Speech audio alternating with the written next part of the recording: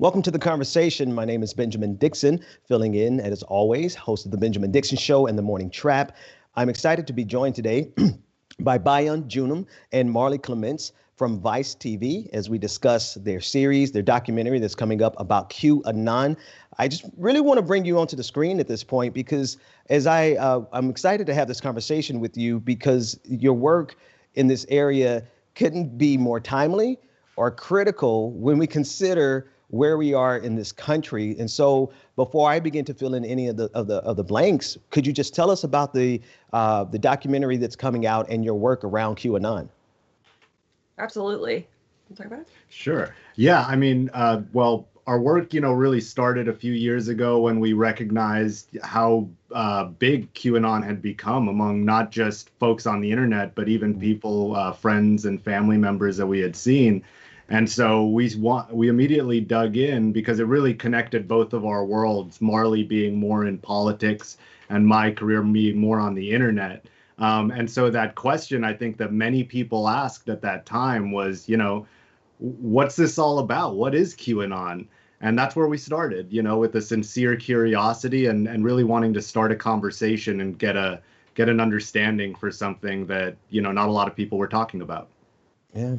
And Marley, if I could pass it to you, could you give us just a really simple way of understanding the complexities of QAnon? I mean, on the surface, it seems simple, but it really is an operation in a sense that needs to be studied. Yeah, absolutely. I think that we've been speaking about it, all wrong for several years because we hadn't had anything like this in our country before. And so, people say it's this anonymous poster on the internet who's claiming to post government secrets. And it's actually a lot more than that. It is yes, all those things as well, for sure. But the way that they have been able to draw in their base and the followers of Q is really unique. They've been able to do it in a sort of gamified way. Sort of an ARG, and so people are able to. They feel like they win something, right? It's a very Socratic method. Q asks lots of questions, and then you are sent to go look for the answers to the questions online. And one of the things that is interesting about it is, the questions that they're asking are very specific to these topics. And so when you look up those topics, the data void on the internet regarding, if you're going to look up George Soros and adrenochrome together, you're only going to find those things. So sort of a confirmation bias there. And so it sounds like they combined the worst of conspiracy theories with a gamified system with rewards that gives them that feeling of accomplishment, even if the answers to the questions that they find are ridiculous. Absolutely. And I think we've been able to see that on the internet even before Q, in places like Reddit and the Chans, where there were organizations such as the Cicada 3301, which had cryptic puzzles where people would, solve the whether it be a musical song or phrase and plug it in and use this kind of like cryptography in order to exactly that, advance in levels. But then that kind of like morphed with what people consider LARPing, live action role play, which would not just be behind the screen. This would actually send folks into the real world to fulfill the mission, right? So whether that be finding a QR code that was in a street corner or going into a cave and finding a spear, we saw these kind of these communities growing from 2015 to 2018 as a fairly innocent form of, games, gamification and puzzle solving. But one of the things I'd add to that is that because people are doing their research here or they're going out and finding these things, they feel very, very invested in this process, right? So it's not just telling someone that, this is a ridiculous theory you believe. You're actually just speaking to the work that they've done, and they feel very, very defensive and very attached to it. Oh, wow. So in a way, Q asks the questions, the people in a gamified fashion find the answers, and no matter how ridiculous it is, the supporters support it because they went and found those ridiculous answers. Wow. That's a pretty powerful strategy. Tell us about the documentary and how you demonstrate that so that people can really understand what we're up against. Because if they're using that level of sophistication because they understand human behavior and our desire to have those little wins, and how if we come up with a solution, we defend that solution in QAnon's case, sometimes to the death.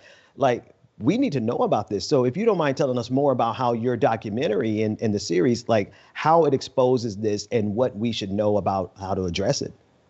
Absolutely. With the doc, so this is a 3-part series that will be on Vice starting a week from today. And the first episode really looks at, what QAnon is, how it's brought people in, who the believers are. I think that there's a tendency in the media to say this is all crazy. And there are so many people that are into Q. We're calling half the population insane at this point, right? And so what we aspired to do in episode 1 was really get to know many of the Q followers and see, sort of make sure that we're showing a human side of them, as well as how they got into it and became so deeply engrossed in the process. And so that's, you're gonna go. Yeah, I mean, I think that for us, really, again, starting that conversation and leading with curiosity, really seeking to understand, what was it that pulled folks in over time, and then made them, even kind of part ways or choose Q instead of their friends and family in some cases. And I think that split was something that's been widening more and more. And so our documentary, in a very kind of earnest way, was really trying to find ways to heal some of that division and find and talk to supporters in a way that I didn't see represented, or we didn't see represented out there, which was simply understanding, really understanding and not trying to ridicule folks. And I think that that's really the type of storytelling that our documentary does. And then in episode 2, after we cover the what in episode 1, we start to move into the who, because we think it's important for folks to understand, who may be at the helm of this in order to analyze their motives, right? I think everybody deserves, who follows an ideology like this, to understand that. So we really dive in then into, I think, the depths of the internet to, again, go into that Chan culture, the people who were at the forefront of puzzle culture back in the day. And the day being 2016 back then. And then how did it go from, being essentially a puzzle into a movement, capturing 30 million plus strong across the right and the left. Yeah. And I think that's a really important thing for us to understand today, is this is no longer a right-wing phenomenon. Okay. And so in episode 2, we start to introduce that idea. And then finally, episode 3 examines the why. After we start to identify, who may be suspects, and the network of folks that are associated with this, we start to really dig into the motive. We start to dig into what might have been the reason something like this would have been launched. And then what are we going to do about this? As a country, I think we all have a civic duty to understand what this is. And then I think the work that is truly patriotic moving forward is trying to find a way to see yourself even in people that you disagree with. Right. And yeah, let's work our way backwards through the episodes. If at the end we're talking about the motivations, and without giving away, obviously we want to watch the documentary, but let's talk about what are some of the motivations that you could share based on all of your research. Like, why was this, not so much why did it get so big, but what are the motivations of the people that you have found behind this? Well, I would say, there's certainly, that is a hard question to answer without giving away who we believe it is, right? But but I will say that, there were there's been different people that have had the account at different points, and I think all of them have had different reasons for doing so. A lot of it, this has been a monetized grift for many people, right? You can go on Amazon, Etsy, whatever, QAnon hats, QAnon coffee, all of these things are it's a big business. They're doing quite well, right? And so for a lot of these people, this was probably a monetization, and that's certainly one of the reasons behind it. Others, I think, are very politically aligned and wanted to really tap into the anger and disenfranchisement that so many across the country feel, and that we saw in 2016 in such a serious way. And in many ways, I think it was building on that, right? It was taking a look at the groups of people that voted in 2016 who had not voted in the past and saying, like, how do we further engage them? And this being part of that. Wow. All right. And so let's walk a little bit backwards some more, because now it makes me wonder where, or rather, what about this strategy is something that you want to humanize the people that you interviewed from Q. And it makes it easy for those of us who look at them and we feel like they're silly or ridiculous. It's easy to dismiss them. But underneath this is a very systemic way of accomplishing a mass movement. What are the positive attributes of this way of organizing that we have seen now that they've turned it into something that is propaganda, conspiracy theory, very dangerous? But it sounds like underneath there aren't things that we should dismiss, but we should probably learn from. Absolutely. I think the idea of the large group of people in the United States feeling very much disenfranchised from their government and the process of it and not understanding it is something that we need to be addressing. And my hope is that in the Biden years, we are able to address a lot of these sort of core issues with public policy, right? Really making sure that we do have a great education system that's well funded, and healthcare and economic development in a way that people can have a living wage for their families, right? And therefore don't feel the sense of desperation that leads them to assume that maybe, make it believable for them that the reason they don't have these things is because there's an elite cabal of people eating children, right? And it is dark versus light. And the reason behind it really is just sort of a corporate, we're looking at the tax breaks the Republicans have passed over and over again, and just continuing to line the pockets of corporations and not the people. And I think that's a big part of it, honestly. Yeah, I think weaponizing those disagreements is something that we've seen, around the world happen as well, far before QAnon was ever in American shores. And I think that's like one of the things that is so shocking about Q, is seeing that sense of disenfranchisement that we've seen in places like the Middle East and South America, and to similar outcomes. Now suddenly everyday Americans feel that same thing. Right. And so I think, like, getting to the deeper question of what Marley is addressing very well is, how do you repair a broken relationship, between so many Americans and the institutions that we rely on to maintain a sense of order and truth in the world? This is a very difficult question to think about, but it's one that I think we need to address from our institutions to citizens, taking it upon themselves and having those hard conversations with people that you might have blocked before because you just didn't want to hear, their posts on their feed. But I think what we've learned more than anything, especially recently, is just because you block people from social media doesn't mean they stop existing. Right. So I guess my question to that would be, in your research and in this documentary, have you found that former members of QAnon operate in a manner that is in good faith and can kind of see the error? Like, are they redeemable? I mean, and I don't mean that in a like a spiritual sense. I mean that in a practical sense, because I think a lot of people would make the effort to reach out to members of QAnon if they felt that it wasn't a futile attempt. What did you find in your research in terms of their willingness to have those difficult conversations? Sure. Yeah, certainly. I mean, I'll just say, we start the series with a friend of mine, and someone who, absolutely, I think is one of the most kind and gentle-hearted humans that I know, and I think a lot of it really has to do with patience, and realizing that, just because you have an argument or there's, these things that you find I guess the best thing I can say is, compassion is often, you must give compassion often to those who you feel is least deserving. And those are the folks who need it most sometimes.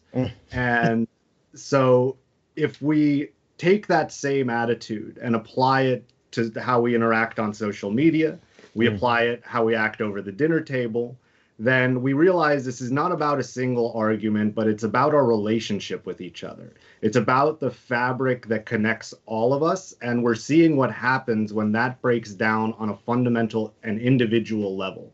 Right. And so, for us, I think like it's very I'm so happy to see that, we have a real opportunity to make change in this country, with the administration and the changes that we've been seeing. But I think that we shouldn't convince ourselves that the work is done, that the work is over. And so I think exactly that. We just want to be, and our documentary wants to be a force for people to get an honest look at this, good and the bad, right? And I think, hopefully people will start to engage in conversations again, because I think, for folks who are really far down, right, who some might consider irredeemable, they might just need a lifeline. And I would also add to that the other thing we see over and over again with extremist groups or cults or any sort of deep believers of any organization is coming at them with facts is definitely not the way to do this, right? I think that we have a tendency in this country to be like, well, it's pretty clear that Nancy Pelosi is not eating children, right? And let's take giving facts is never going to be helpful. They have really pushed themselves to feel that this is their work, this is their research, and they know better than anybody. And so really keeping that in mind and when you're talking to your family and friends who are into Q, and making sure that you're just sort of sticking to the core issues that we can all agree on. There is corruption in the country. There are issues that need to be fixed in our government, and no, our government's not working for everybody. But then pointing them in a direction that is actionable, I think, is important. Yeah, it's that action part, and the brilliance of the puzzle, strategy or that approach that gives it its life. We have a few moments left here, but I want to ask two questions at once, and you could either both address it or take one each. What would you say was the flashpoint that really elevated QAnon from the, for lack of a better phrase, the dregs of society into the mainstream? And then two, would you consider it to be a fairly democratized system in the sense that it's not really centralized, but it's a lot of individual actors representing the same idea? Let's discuss those two. Totally. Yeah. You're gonna do social media? Yeah, sure. I think we saw in 2018 and 2019 how this spread from kind of the depths of the chans into mainstream platforms like Facebook, YouTube, Twitter. And that was when I think a big flood of messaging started appealing to many Americans who felt that sense of disenfranchisement. So we see in middle of 2018 a massive spike in searches around QAnon related topics, in just QAnon itself. So I think it's worth recognizing that, the way that social media algorithms have been built is to amplify the most outrageous messages, right? Yes. Like it's to really take these researchers, and the ones who might have the most extreme interpretations would end up picking up the most views around that. And so I think there was that interplay of almost competitiveness, even among the nons, to come up with the most radical interpretations in order to get noticed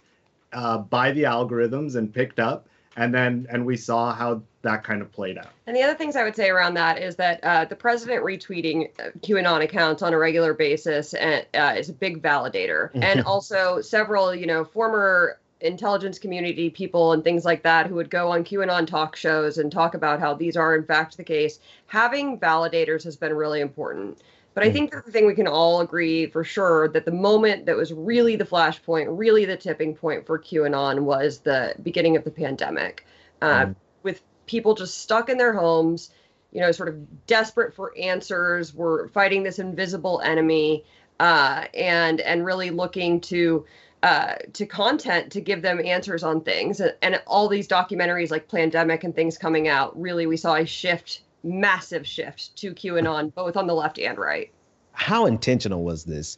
Because it is so brilliant that if it was intentional, then we really have a bigger problem on our hand. But then also, I see that this could have evolved naturally, simply because of the opportunity. Individual content creators, you put that profit motive behind it and how to, connect with the algorithm to get the most views. This could have 100% evolved organically. What did your research say about the evolution of Q?